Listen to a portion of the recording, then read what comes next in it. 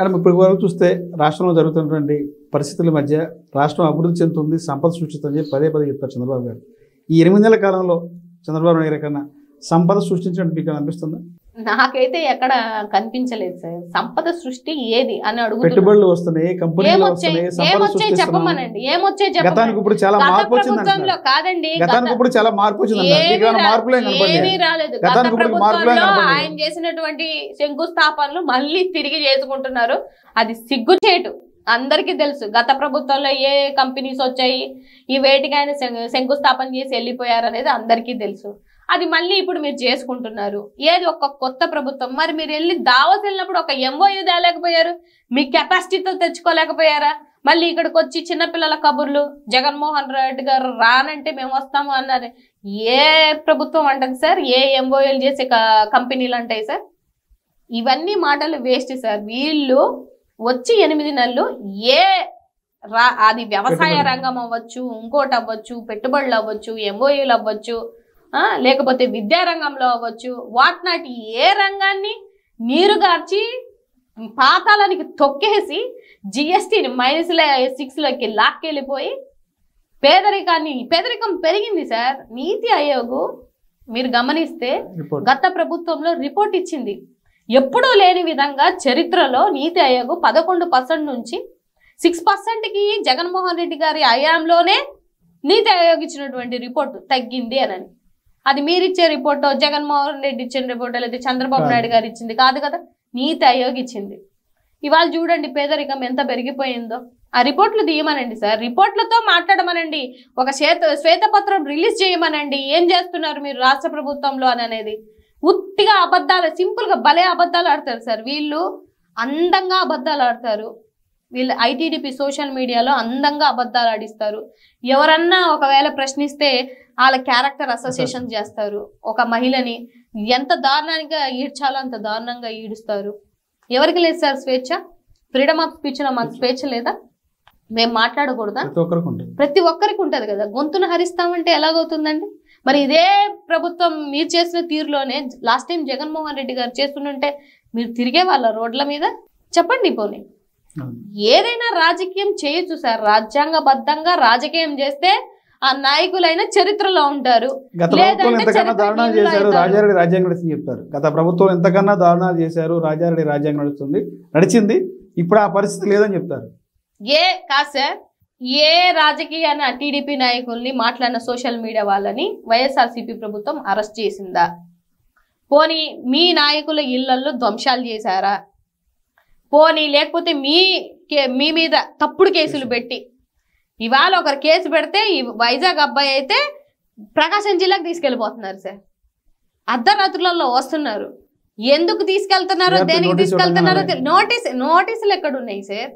అసలు పోలీసులు అయితే ఇంత దారుణంగా ప్రవర్తిస్తున్నారు. వాళ్ళ ముందే కొడుతున్నారు, వాళ్ళ ముందే హింసిస్తున్నారు, ప్రేక్షక పాత్ర పోషిస్తున్నారు, ఎక్కడికెక్కడికో తీసుకెళ్లిపోతున్నారు. మహిళల్ని కూడా తెలియకుండా మహిళల్ని అరెస్ట్ చేస్తే మహిళా పోలీసులు పెట్టాలన్న మినిమం కామన్ సెన్స్ లేదా సార్? అది కూడా లేకుండా ప్రవర్తిస్తున్నారు అని అంటే ఎక్కడ ఈ రెడ్ బుక్ రాజ్యాంగం? ఏం వీళ్ళు రాజ్యాంగం చేద్దాం అనుకుంటున్నారు? ఎక్కడ సార్? ఇప్పుడు హోమ్ మినిస్టర్ ఒక మహిళ అయ్యుండి కూడా ఎవరికి ఆవిడ అండగా ఉంటుంది?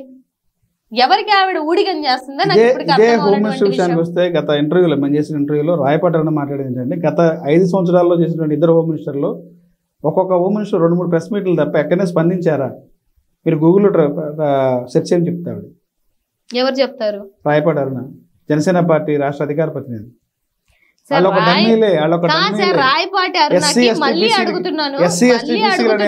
రాజకీయ నాయకులు ఒక డమ్మీలు తప్ప అలాగే అధికారాలు లేవు. అంతా పెత్తనం అంతా రెడ్డి. ఇప్పుడు హోమ్ మినిస్టర్ కూడా డమ్మీ అంటారా? డమ్మీ కాదని చెప్తుంది ఆవిడ. డమ్మీ కాదని చెప్తుందా? మరి పవన్ కళ్యాణ్ గారే అన్నారు కదా, నువ్వు బాగా చేయట్లేదు, లేదంటే నీ పదవి నేను తీసుకుంటానని చెప్పారు కదా ఆయన. మరి ఈవిడ చెప్పేది ఏంది మధ్యలో? ఆయనే చెప్పారు, నువ్వు చక్కగా చేయట్లేదమ్మా తల్లి, ఆ పదవి నేను తీసేసుకుంటాను, నేను వస్తే వేరేగా ఉంటది, తాడ తీస్తాను అని చెప్పారు ఆయన. అంటే దాని మీనింగ్ ఏంటండి? చేయట్లేదనే. మీ నాయ కూడా చేయట్లేదంటే నువ్వు బాగా చేస్తావని ఎలాగ చెప్తావు? పోనీ నిన్ను కొట్టారు కదా ఎన్నికల ముందు, వాళ్ళ పార్టీ వాళ్ళనే ఆవిడే కదా మీడియా ముందు చెప్పింది. అప్పుడు ఏం చేశారు మీరందరూ? ఏం చేశారు? నీకు న్యాయం జరిగిందా? పోనీ నిన్ను కొట్టిన వాళ్ళని సస్పెండ్ చేశారా? పోనీ చేయలేదు కదా. అంటే పార్టీ బదనామా అవ్వకూడదని చెప్పి ఆ రోజున కాముగా ఎందుకు చెప్పావు కదా బయటకు వచ్చి? బదలం ఏంటి? బయటకు వచ్చి చెప్పేశారు కదా సార్ ఆవిడ. ఇంకా బదలం ఏముంది అందులో? పోనీ వాళ్ళని ఏమైనా సస్పెండ్ చేశారా?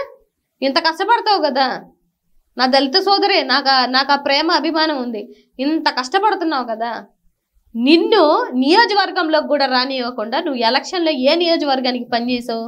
నిన్ను రానివ్వలేదు, నీ పార్టీ వాళ్ళే రానివ్వలేదు. నీ పార్టీలోనే ఒక దళిత మహిళగా నీకే విలువ లేనప్పుడు నువ్వు ఏంది పార్టీ కోసం మిగతా మహిళల కోసం మాట్లాడేది? నిన్ను కొట్టిన వాళ్ళని సస్పెండ్ చేసిన రోజు అప్పుడు మాట్లాడమనండి, నేను కూడా అప్పుడు సమాధానం ఇస్తాను. మొన్న ఎందుకు అరెస్ట్ అయ్యారు చంద్రబాబు నాయుడు గారు మీరు చెప్పండి. అంటే అప్పుడు అరెస్ట్ వల్ల ఈ రోజున వైసీపీ పార్టీ అంత దిగజారిపోయి ఓటమి కారణం చంద్రబాబు అరెస్ట్ అంటారు. చంద్రబాబు నాయుడు గారు అరెస్ట్ కాదు సార్, మీకు అర్థం అవుతుంది. చంద్రబాబు నాయుడు గారు తప్పు చేశారు, అది సెంట్రల్ ప్రాజెక్ట్. అది చంద్రబాబు నాయుడు అరెస్ట్ చేయడం వల్ల, లేదంటే పవన్ కళ్యాణ్ 3 భార్యలని పదే అనడం వల్లే వైసీపీ ఈ రోజున అగాపాతాలను తొక్కేశారు పవన్ కళ్యాణ్ చెప్పి అంటారు. ఇవి కాదు, నిజమంటారా? ఇవన్నీ కాదులేండి. ఇవన్నీ అన్నంత మాత్రాన అదపాతాల కంటే మరి ముందు కూడా అన్నాం కదా, అప్పుడు అదపాతాల్లోకి వెళ్ళలేకపోయాం. అది కాదు సార్, వీళ్ళు 3 కూటమి ప్రభుత్వాలు కలిసి ఉండడం ఒక ఎత్తు అయితే, చేసిన మంచి మేము చెప్పుకోలేకపోయాం. ఇది ఒప్పుకోవాల్సిందే. మరి నేను మాట్లాడితే తప్పంటారో లేదో నాకు తెలియదు, కానీ ఆయన ఎంతో చేశారు, ఆ చేసింది చెప్పుకోలేకపోయారు అంతే తప్ప, దానికి ఓటమి తప్ప. వీళ్ళు చెప్పినటువంటి అబద్ధాలు, కళ్ళబుల్లి మాటలు, ఇలా దొంగ సూపర్ 6 ఇవి ప్రజల మీద ఇంపాక్ట్ క్రియేట్ చేసింది. ఎప్పుడైనా సరే ఒక కొటేషన్ ఉంటుంది సార్, మనకి గుడ్డని ఎప్పుడు తెలియాలి అని అంటే, మనకు వరస్ట్ తగిలిన రోజు బ్యాడ్ కూడా గుడ్డుకు కనిపిస్తుంది. ఇవాళ వరస్ట్ని చూస్తున్నారు వీళ్ళు, ఇవాళ వీళ్ళందరికీ తెలుస్తుంది జగన్మోహన్ రెడ్డి గారు బెస్ట్ అని. అది ఓట్ ఏదైతే వెళ్ళిపోయిన 10% ఉన్నారు కదా సార్, అది మళ్ళీ మాకు తిరిగి వచ్చిన రోజు వీళ్ళకి మాకు 11 అని వచ్చింది, వీళ్ళకి అది కూడా రాదు. ఈ 10% మళ్ళీ ఇటు టర్న్ అయిందంటే వాళ్ళకి 11 కూడా రాదు. మీరు కావాలంటే చూడండి.